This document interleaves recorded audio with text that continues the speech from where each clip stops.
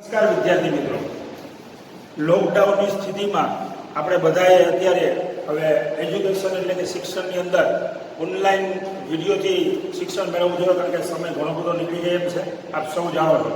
અને આ લોકડાઉનની સ્થિતિમાં હું વિદ્યાર્થી જ છું, આપ સૌ જાણો છો.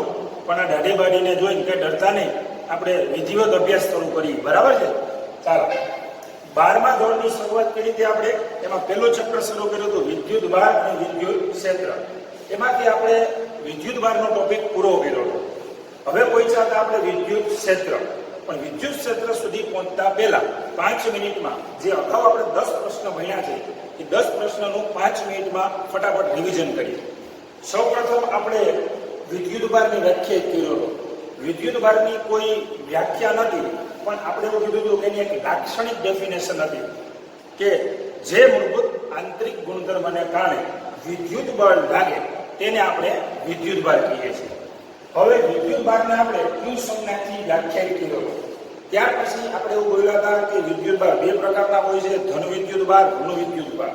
બે વિદ્યુત ભાર વચ્ચે વિદ્યુત બળ લાગે. આ વિદ્યુત બળ માટે આપણે ભણ્યા હતા કુલમ્બનો નિયમ. કુલમ્બનો નિયમ આ મુજબ હતો: F બરાબર K Q1 Q2 upon R² અથવા F બરાબર 1/4 pi epsilon 0 Q1 Q2 upon R². આ બંને સૂત્રમાં આપણે એવું કીધું હતું કે K ને કીધો હતો કુલમ્બનો અચળાંક અને એપ્સિલોન 0 ને નામ આપ્યું તો આપણે શૂન્યાવકાશની પરમિટિવિટી. હવે આ બંને સૂત્રોમાં એક જ મુખ્ય આપણે વાત બોલ્યા હતા કે બે વિદ્યુત ભાર વચ્ચે બળ લાગે. હવે આપ સૌ જાણો છો કે બે વિદ્યુત ભાર વચ્ચે જ્યારે કોઈ વિદ્યુત બળ લાગે ત્યારે બળ કોઈને કોઈ રીતે લાગતું હોય. દાખલા તરીકે આપણું દેશી ભાષાનું ઉદાહરણ આપો કે તમે જ્યારે કોઈ વસ્તુને ધક્કો મારો તો હાથ વડે ધક્કો મારો છો, કોઈ વસ્તુને ખેંચો છો તો હાથ વડે ખેંચો, અથવા દોરી બાંધીને ખેંચતા હો, અથવા લાકડી વડે કોઈને આપણે બળ લગાડતા હોય ને. તો આ બળની અંદર કેવું થયું કે બે વ્યક્તિ વચ્ચે જે બળ લાગે એમાં કોઈને કોઈ એવી વસ્તુ, એવું એક માધ્યમ કામ કરે છે કે જેમાં કોઈ દોરી હોય, લાકડી હોય, અથવા આપણે હાથ વડે ધક્કો મારતા હોય. તો બે વિદ્યુત ભાર હોય. દાખલા તરીકે એક વિદ્યુત ભાર છે Q1 અને બીજો વિદ્યુત ભાર છે Q2. આ બંને વિદ્યુત ભાર જ્યારે એકબીજા ઉપર બળ લગાડશે ત્યારે બંને વચ્ચે કંઈક તો એવું હશે કે જે આ બંનેને બળ લગાડે છે. અને બે વિદ્યુત ભાર વચ્ચે જે બળ લગાડે છે એને આપણે નામ આપવાના છીએ વિદ્યુત ક્ષેત્ર. તો વિદ્યુત ક્ષેત્રમાં આપણે જઈએ એ પહેલા થોડા બીજા ક્ષેત્રોની ચર્ચા અગાઉ 11મા ધોરણમાં આપણે કરી હતી. એ યાદ કરાવી દો. ફિઝિક્સમાં ટોટલ 3 પ્રકારના ક્ષેત્રોનો અભ્યાસ આપણે કરવાનો. એમાં 11મા ધોરણમાં આપણે ભણી ગયા ગુરુત્વાકર્ષી ક્ષેત્ર. ટોટલ 3 પ્રકારના ક્ષેત્રો છે: ગુરુત્વાકર્ષી ક્ષેત્ર, વિદ્યુત ક્ષેત્ર અને ચુંબકીય ક્ષેત્ર. એમાંથી ગુરુત્વાકર્ષી ક્ષેત્ર કોને કારણે લાગે તો આપણે જાણીએ છીએ કે કોઈ પણ પદાર્થ દળ ધરાવતો હોય તો એને કારણે એને ગુરુત્વાકર્ષી ક્ષેત્ર આજુબાજુ ઉત્પન્ન થાય. તો દળ ધરાવતા પદાર્થની આજુબાજુ ગુરુત્વાકર્ષી ક્ષેત્ર હોય, એમ ચુંબકની આજુબાજુ ચુંબકીય ક્ષેત્ર હોય, તો વિદ્યુત ભારની આજુબાજુ શું હોય? વિદ્યુત ક્ષેત્ર. આ ત્રણેય ક્ષેત્ર એવા છે કે આ ક્ષેત્ર આપણે જોઈ શકતા નથી. તમે બધા જાણો છો કે ઘણા બધા ક્ષેત્ર એવા હોય કે જે આપણે જોઈ શકતા નથી, પણ આપણી આજુબાજુ હોય છે. એનો ફક્ત શું થાય? અહેસાસ થાય. તો આ ગુરુત્વાકર્ષી ક્ષેત્ર, વિદ્યુત ક્ષેત્ર અને ચુંબકીય ક્ષેત્ર એ ઉત્પન્ન થાય છે, આજુબાજુ હોય છે, પણ આપણે એને જોઈ શકતા નથી. તો આજે એવું જ એક ક્ષેત્ર ભણવા જઈએ છીએ જેનું નામ છે વિદ્યુત ક્ષેત્ર. સામાન્ય રીતે એવું કહેવામાં આવે છે કે કોઈ વિદ્યુત ભાર હોય, દાખલા તરીકે Q, તો એની આજુબાજુમાં જેટલા વિસ્તારમાં એની અસર પ્રવર્તતી હોય, કોઈ વિદ્યુત ભાર Q હોય એની આજુબાજુના જેટલા વિસ્તારમાં, જેટલા એરિયામાં એની અસર પ્રવર્તતી હોય એને એનું વિદ્યુત ક્ષેત્ર કહેવાય. શું કહેવાય? વિદ્યુત ક્ષેત્ર. હવે અને આપણે કાયદેસર વ્યાખ્યાયિત કરવું હોય ફિઝિક્સની ભાષામાં તો આવી રીતે વ્યાખ્યાયિત કરી શકાય કે કોઈ વિદ્યુત ભારની આજુબાજુનો કોઈ વિસ્તાર કે જેમાં એનું ક્ષેત્ર પ્રવર્તતું હોય, એમાં જો કોઈ બીજો વિદ્યુત ભાર મૂકવામાં આવે, ફોર એક્ઝામ્પલ Q0, તો આપેલો વિદ્યુત ભાર આ Q0 વિદ્યુત ભાર ઉપર બળ લગાડે છે. અને આ બળ લગાડવાની પ્રક્રિયા એ જેના દ્વારા થાય એને આપણે નામ આપવાના છીએ વિદ્યુત ક્ષેત્ર. વિદ્યુત ક્ષેત્રની કાયદેસરની રજૂઆત કરવા માટે આપણે એવી ધારણા કરીએ કે ધારો કે યામપટ્ટીના ઉગમ બિંદુ ઉપર ધારો કે યામપટ્ટીના ઉગમ બિંદુ ઉપર હું એક વિદ્યુતભાર મૂકું છું. એ વિદ્યુતભારને આપણે નામ આપી દઈએ Q. હવે આપણે Q નું વિદ્યુત ક્ષેત્ર વ્યાખ્યાયિત કરવું છે. તો આ Q નું વિદ્યુત ક્ષેત્ર આજુબાજુના જેટલા વિસ્તારમાં હોય એ વિસ્તારમાં જે બિંદુએ તમારે વિદ્યુત ક્ષેત્ર શોધવું હોય એ બિંદુએ એક બીજો વિદ્યુતભાર મૂકવાનો. દાખલા તરીકે બિંદુ P પાસે આપણે આ Q નું વિદ્યુત ક્ષેત્ર શોધવું છે. તો બિંદુ P પાસે ધારો કે હું એક વિદ્યુતભાર મૂકું છું Q0. હવે આ Q વિદ્યુતભાર આ Q0 વિદ્યુતભાર ઉપર વિદ્યુત બળ લગાડશે. ધારો કે આ બિંદુ P નું સ્થાન સદિશ R છે. એટલે કે બિંદુ P નું Q થી અંતર કેપિટલ Q થી અંતર R છે અને સ્થાન સદિશની ભાષામાં આપણે લખીશું સ્થાન સદિશ. હવે Q વિદ્યુતભારનું વિદ્યુત ક્ષેત્ર આ રીતે વ્યાખ્યાયિત કરવામાં આવે છે. વિદ્યુત ક્ષેત્રને અંગ્રેજીમાં ઇલેક્ટ્રિક ફીલ્ડ કહેવાય. એટલે વિદ્યુત ક્ષેત્રની સંજ્ઞા આપણે રાખશું E. સદિશ રાશિ છે માટે બોલશું સદિશ E. વિદ્યુત ક્ષેત્રને વ્યાખ્યાયિત કરવા માટે આ જે વિદ્યુતભાર આપણે લીધો છે એ વિદ્યુતભારને આપણે એક નામ આપી દઈએ પરીક્ષણ વિદ્યુતભાર. શા માટેનું નામ પરીક્ષણ વિદ્યુતભાર રાખ્યું એ હમણાં હું તમને જણાવું. વિદ્યુત ક્ષેત્ર E બરાબર સદિશ F upon Q0. એટલે એવું થયું કે આ Q0 છે જે પરીક્ષણ વિદ્યુતભાર જેનું નામ આપ્યું એક પરીક્ષણ વિદ્યુતભાર ઉપર છે બળ. E બળ છે કેપિટલ Q વિદ્યુતભાર દ્વારા Q0 ઉપર લાગતું બળ. એટલે કે આ વિદ્યુતભાર જેનું આપણે વિદ્યુત ક્ષેત્ર શોધવું છે એના દ્વારા Q0 ઉપર લાગતું બળ. તો ફર્સ્ટ આપણે આની વ્યાખ્યા બનાવીશું. વિદ્યુત ક્ષેત્રની વ્યાખ્યા આ રીતે આપવામાં આવે છે. Q0 છેદમાં છે તો આપણે વ્યાખ્યા આપવા માટે છેદમાં એના શું કહેતા હતા એકમ. તો અહીંયા હું લખશું એકમ ધન વિદ્યુત ભાર પર લાગતા વિદ્યુત બળને એકમ ધન વિદ્યુત ભાર પર લાગતા વિદ્યુત બળને તે વિદ્યુત ભાર તંત્રનું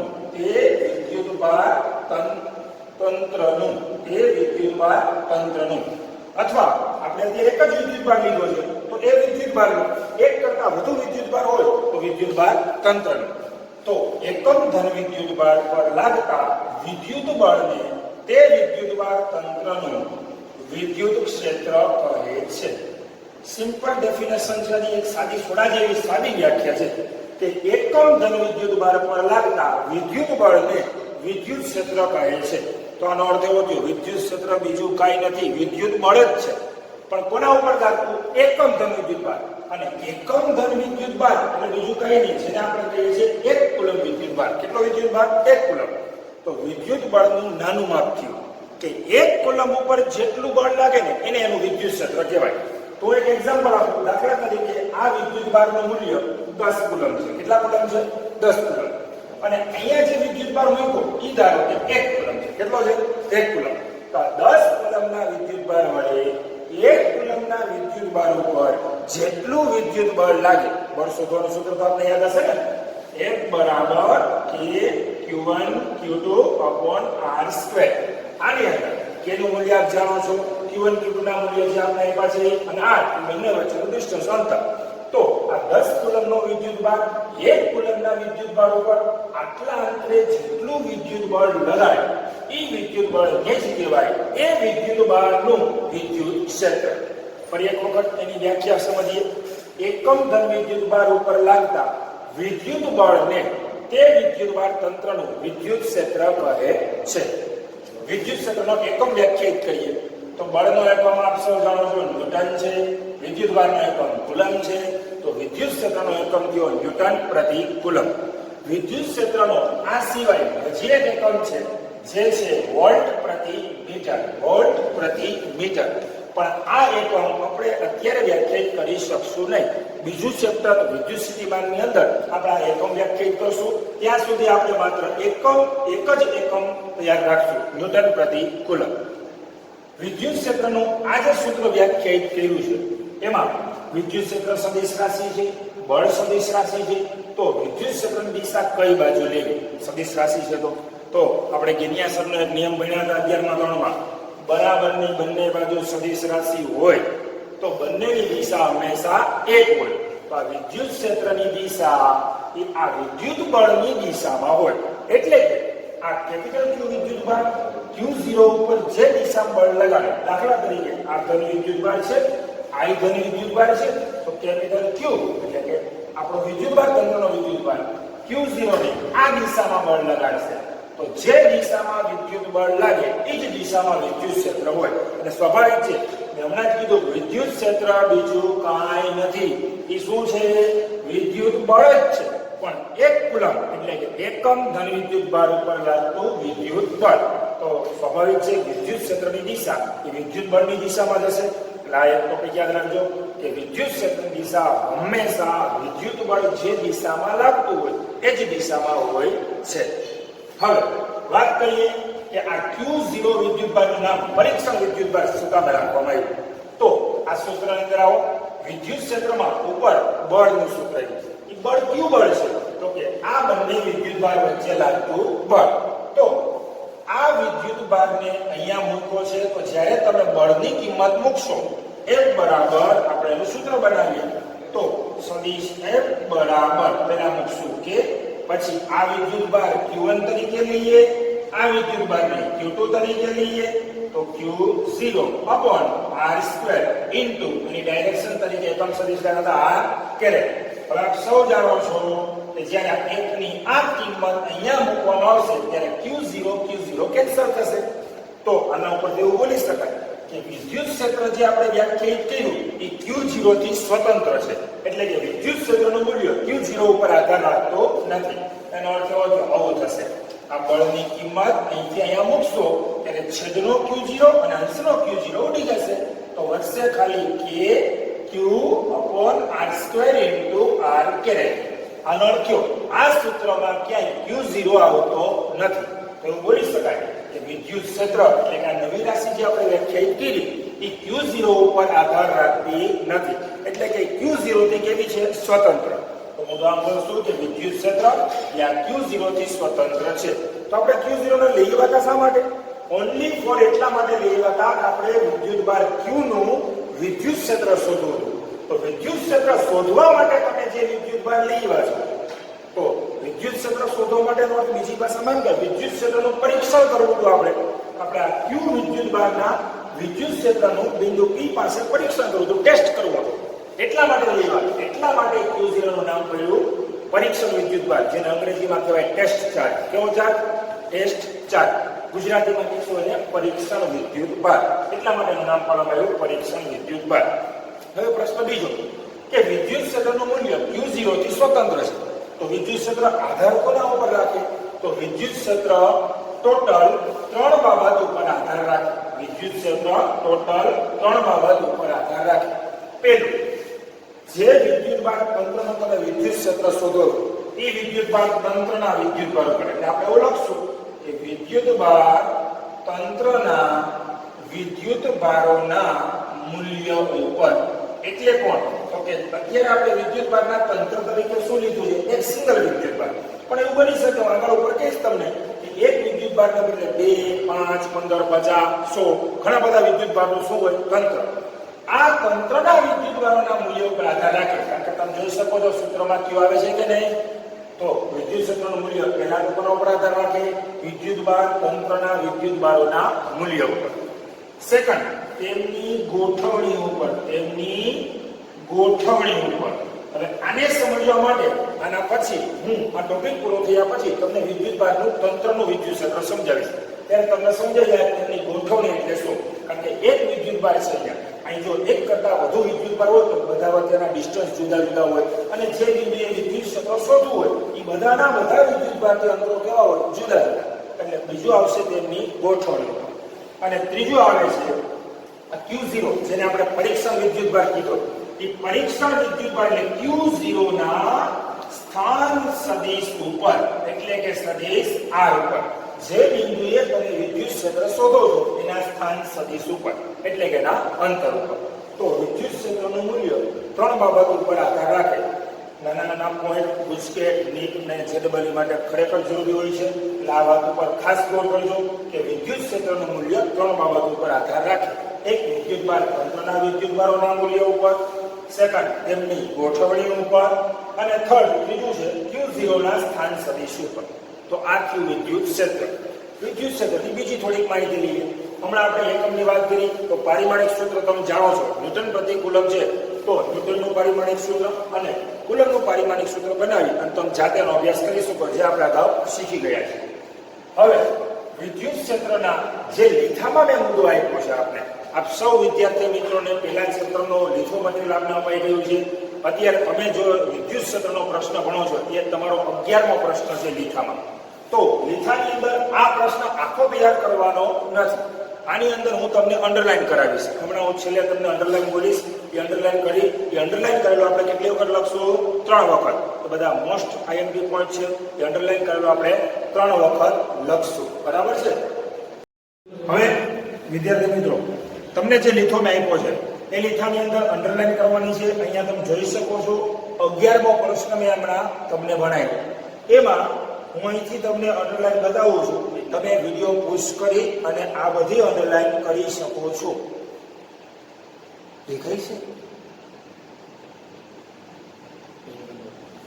પેજ નંબર 9 ઉપર 11મો પ્રશ્ન. એમાં આ જે અંડરલાઈન રેડ લાઈનથી મેં જે અક્ષરો તમને માર્ક કર્યા છે, આટલી અંડરલાઈન તમારે કરવાની છે.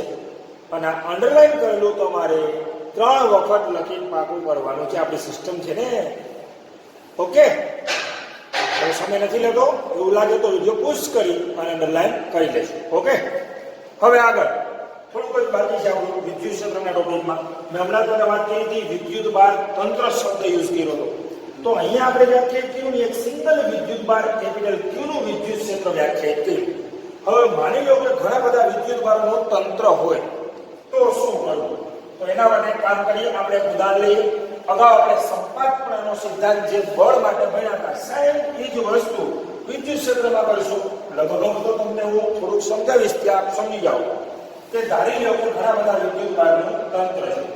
દાખલા તરીકે આપણે 3-4 વિદ્યુત બાર લઈ લઈએ. બરાબર છે?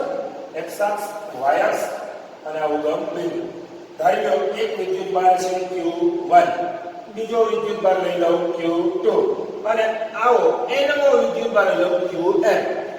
5 વિદ્યુત બાર હોય તો ભલે, 50 વિદ્યુત બાર હોય ભલે. દરેકના સ્થાન સદિશ ધારી લઈએ. ધારો કે Q1 નો સ્થાન સદિશ છે સદિશ R1, Q2 નો સ્થાન સદિશ છે સદિશ R2, અને n માં વિદ્યુત બાર Qn નો વિદ્યુત બાર ધારી લઈએ સદિશ Rn. હવે આપણે ભણ્યા Q1 છે એની આજુબાજુ એનું વિદ્યુત ક્ષેત્ર હશે, Q2 હશે એની આજુબાજુ એનું વિદ્યુત ક્ષેત્ર હશે. દરેક વિદ્યુત બાર એની આજુબાજુ વિદ્યુત ક્ષેત્ર પેદા કરે. આપણે બોલ્યા હતા કે દળ ધરાવતો પદાર્થ ગુરુત્વાકર્ષણ ક્ષેત્ર પેદા કરે, ચુંબક ચુંબકીય ક્ષેત્ર પેદા કરે. એ વિદ્યુત બાર હોય ને એની આજુબાજુ શું હોય? વિદ્યુત ક્ષેત્ર. આજથી એક સ્લોગન બોલશું, જ્યાં જ્યાં વિદ્યુત બાર ત્યાં ત્યાં વિદ્યુત ક્ષેત્ર. મારે યારે બોલવાની ટેવ હતી આપણી, એ ત્યાં ઘરે બેસીને બોલજો.